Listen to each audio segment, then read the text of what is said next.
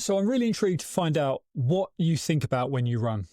Now, this is an interesting topic of conversation, guys, because everyone I speak to, whether it's someone who has been just new to running, someone who has always been running to a certain degree, everyone has a different perception of what this should or is or does look like.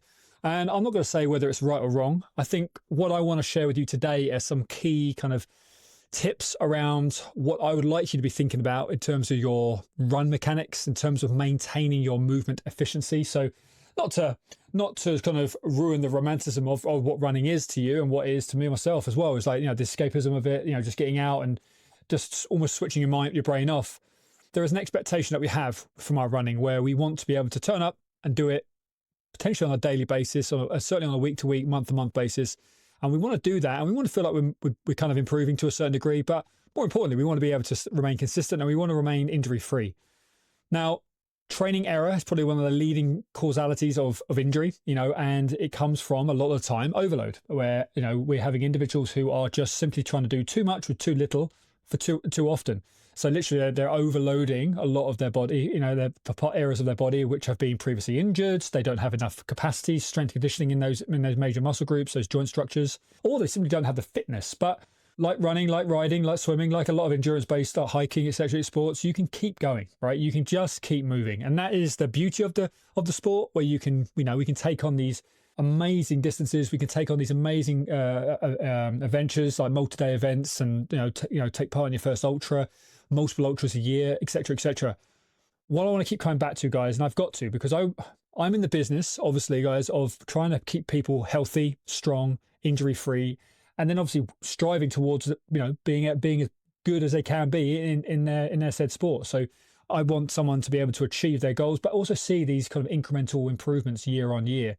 And as I've said before, it's built on consistency, but it does come back down to your movement mechanics, understanding the quality of your movement, and whether it's being consistent. And if you take one momentary look at some of our world's best endurance-based athletes, they look the same, whether they're big at the beginning of an event, the middle of an event, at the end of an event. It's incredible to watch, because you think that person has been putting X amount of work, they've been maintaining said pace for a certain distance. But really, if you look at them, there's not much, there's not much erosion in their form, in their technique. Their mechanics are on point. They've still got that lovely open position through their hips. They've got a nice upright position in their shoulders, their head position, their arm swing, the gait cycle, the way, even the ground contact, it's minimal. I mean, you need forced platforms underneath their feet to kind of really distinguish as to whether they're getting heavier through their footfall, they're starting to compensate. But guys, as weekend warriors, as amateurs, as people who just want to lead an active lifestyle, there is a beauty in us understanding our own mechanics and really honing in on that. And going back to this thought of what do you think about when you run, I can tell you with certainty, guys, a lot of people don't think about a lot. They just think about, the chores, they're trying to deload their mind a little bit. They're probably thinking about their life issues and struggles and financial woe, whatever it is, But what I do want to keep drawing people that we work with at SFE back to is your run mechanics. Now, what do you look like when you run? A lot of people have never seen themselves run.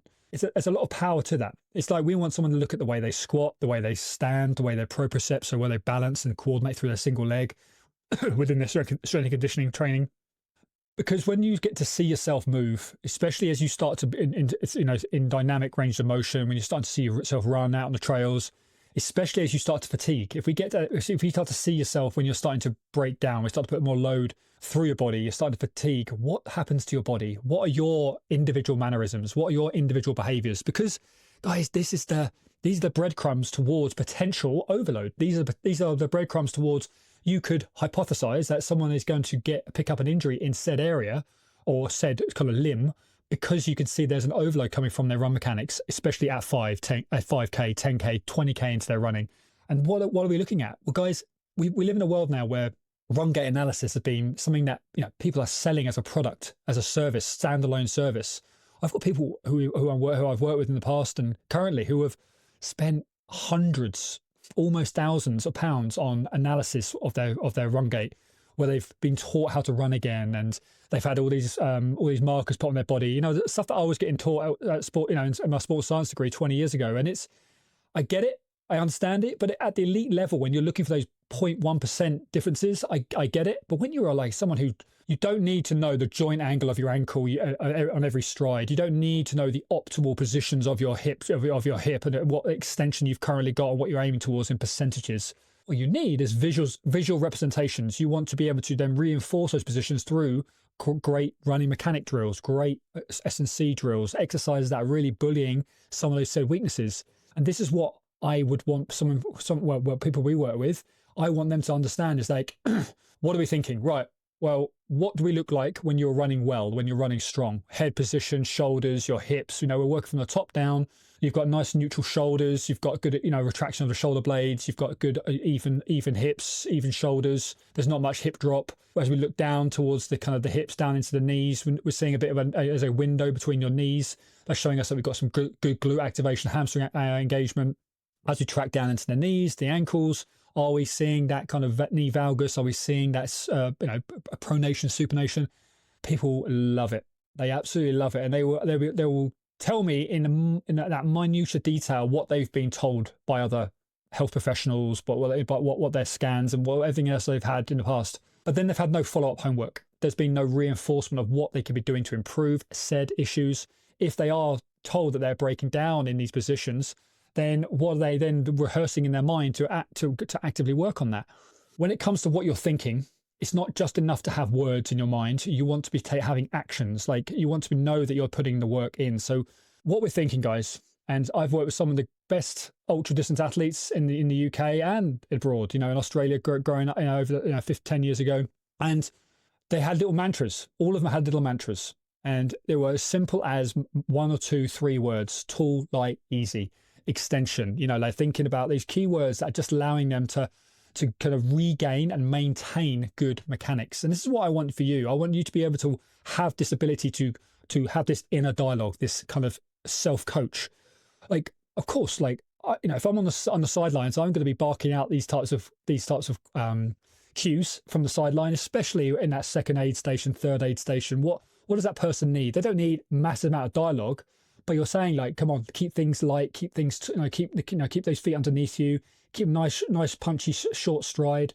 You don't forget to bring out those poles, use your arms. Like, it's simple cueing, but some people don't have that. They're just grinding. They're just head down, and this is when they just start to just drag themselves through an event. They're just dragging themselves across the line, dragging themselves from station to station. There's a beauty, guys, in understanding the key coaching cues that you can be leaning into for yourself to keep yourself honest out there, to keep yourself moving well across that terrain. Running economy, running efficiency, like these things are important, right? We want to be able to move with good economy. We're trying not to waste too much energy when we're moving. We're thinking about good movement efficiency. What does that look like? You've just got a nice natural flow to your body. Like there's no like dysfunctional kind of patterns happening. You're not starting to swing the leg. You're not starting to you've lost, you're not bending that knee anymore. You're not lifting those, those heels aren't coming through. The knees aren't coming up high enough anymore. You've kind of lost, your shoulders are starting to collapse. Your head's starting to roll forwards. These are all things that I want you to be aware of to then counter it. And this recalibration wants to start to occur at multiple times throughout your run. You could be running the hardest 5K of your life, and you're like, but even then, in those moments where there's not a lot of thought, it's just all out effort. You're still thinking, what are my arms doing? And momentarily thinking about what are my hips doing? What's my my foot strike like right now? Like that allows you to push more force, consistent force through the ground. It allows you to propel yourself forward through your hips, through your glutes, through your hamstrings. That arm drive, that arm swing, that's going to help provide that momentum, that nice rotational force forwards. These are things that you want to be thinking about. And if you're out there and you're 50K into an event, what are you thinking about? There's not a lot going on. Like apart from just trying to eat enough and just trying to, know where you're going. But no, you're thinking about staying light, staying tall, staying easy with your strides. You're thinking about kind of are you starting to compensate more one side? Are you leading with one foot more than another on your descents, on your ascents? These little cues are powerful, guys, so powerful. Because it stops this overload, this compensation starting to occur. It stops this irritation starting to occur. We've all been there. Blown up quads, irritated patella tendon, irritated sacroiliac, like hamstring kind of twinging and twanging on you. Like there's so many little things that start to occur. You have the power with the right cues in your mind and the right biomechanical training, for whatever it sounds like, working on your S&C at home, in the gym, away from your running. This is your way of refining these biomechanics. So your movement across whatever terrain, whatever distance, whatever speed you want to work at is more and more efficient. But you have this better dialogue. You're able to relate to those coaching cues that you've been given in the past potentially, but then you're putting real substance to it because you're training them. How many people aren't doing warm-up drills before their runs? How many people aren't doing any sort of S&C drills that are working on your hip flexors, working on your hamstring, working on that single leg drive? Like, these are very, very powerful kind of reinforcement of good mechanics, especially guys when you are cooked. Imagine doing some form of run mechanic drill, plyometric drill, after doing some heavy compound strength exercises. You're simulating that horrible fatigue that you've got, and that loss of synergy, right? Like, when your arms and legs start to they're just not behaving the way you want to when you're at those latter stages of a run. That's what you're trying to simulate. Your legs are blown up, your quads, you've got, like you're not in a great place. You don't feel like you've got that lightness in your stride anymore. That's when you want to be working on your mechanics. That's when you want to be working on this inner dialogue. All right, Kriss, let's go. Head up, shoulders back, get those arms going again, get their feet underneath you. What's my cadence? What's my gait look like, feel like? I often say, like, if you had a drone on you, and nowadays you have these drones that follow you, can't you? I haven't got one, but these, some people I know, they've got these drones that follow them, but you can see your own run mechanics mid-race, mid-event, mid-long run. What would you look like? Like, what would you be saying to yourself if you're sat on the sidelines? What are those key cues that really resonate with you? And this is the beauty of, like, run mechanics and working on this, is that everyone has these key cues, and it's as simple as, like, imagine you're on, you've got a piece of string above your head and you're being kind of lifted up. You're trying to find this nice elevated position. You're not slouching. You've got this good extension. You're light, you're tall, you're easy, and you've got this spring. Again, you're thinking, why is that important? Well, because we're trying to engage your posterior chain, your hamstrings, your glutes, your calves. You're trying to work on these mechanics that are starting to fail you. How do you recalibrate in those moments? What are those key cues? And again, these are momentary thoughts. All this I've said so far, guys, is just momentary, like, split-second kind of conversations you're having with yourself. But it just allows you to maintain quality mechanics. You're moving across that terrain, whether it's massive elevation, massive descending.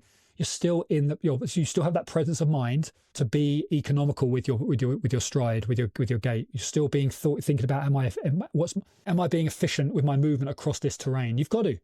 Because it takes a momentary, like, blowing up of your quads and even to irritate your knee, to irritate your lower back, to force a blister into an area of your foot that you just comes out of left wing, and you're like, damn, what is that? And these are the things that you can be aware of, you can be conscious about, and you can recalibrate. And when you talk to a lot of, like, seasoned vets in this kind of, they have this natural autonomy with this type of dialogue.